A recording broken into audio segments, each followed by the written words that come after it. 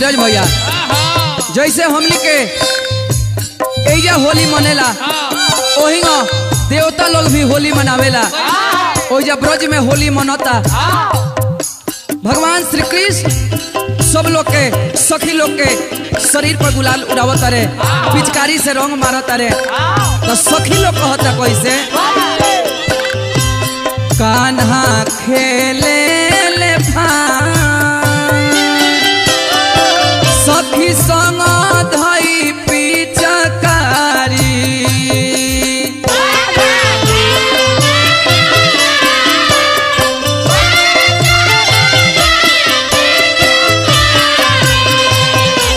कान्हा खेले ले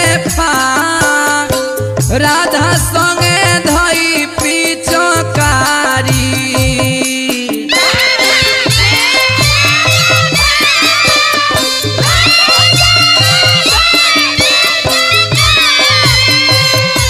कान्हा खेले ले राधा संगे धई पिचकारी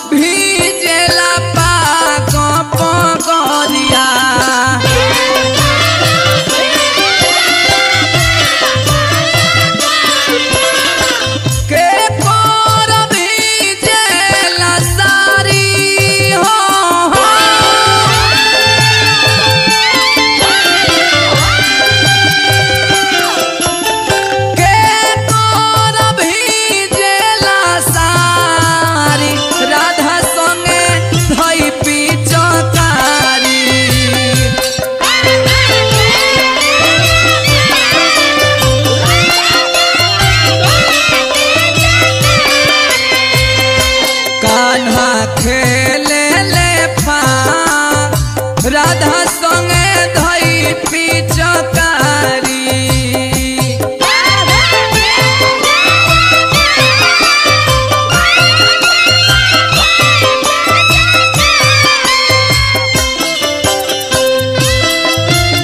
ये होली हो 2019 के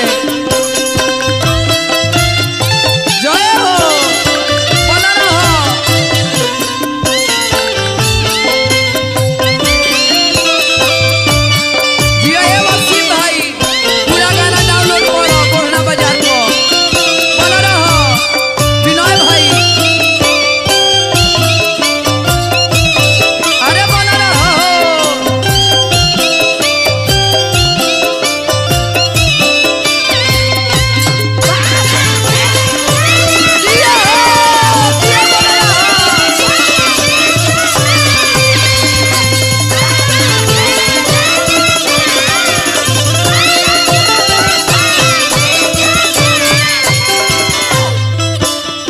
चलिए पुरस्कार के दौर में हमरा गुरु जी के ओर से बड़ी बड़ी आशीर्वाद आइल बा। चरण में बार बार प्रणाम रहे।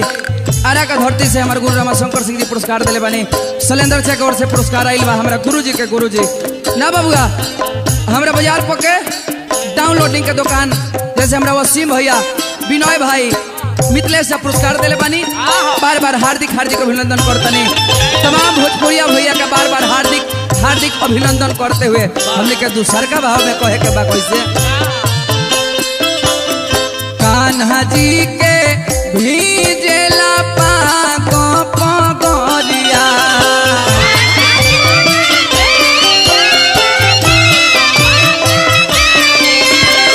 कान्हा जी के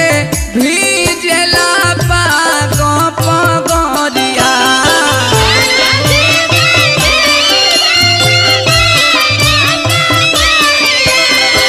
राधा जी के भीजेला सारी हो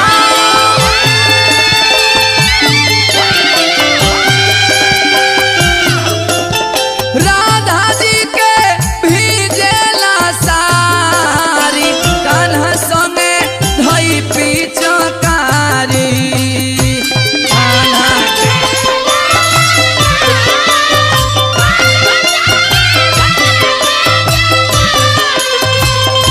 कान्हा खेले ले फान राधा संगे धई पिचकारी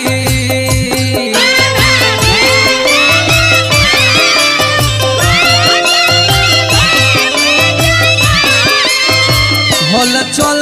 मनीष जगावे ले फाक के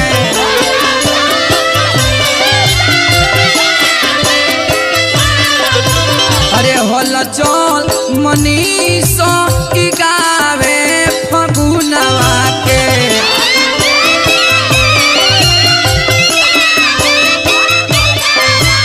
अरे झूमेल सब नर नारी हो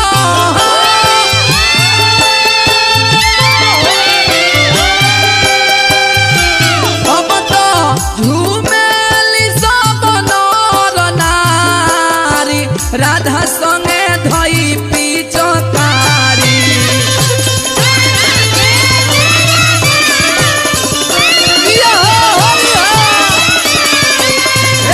कान्हा खेले ले भाग राधा संगे धई पिचकारी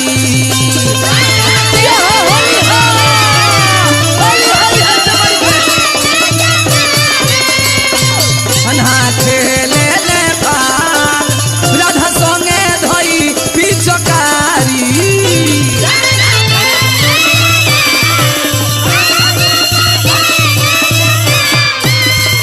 कान्हा खेले ले भाग राधा संगे धई पिचकारी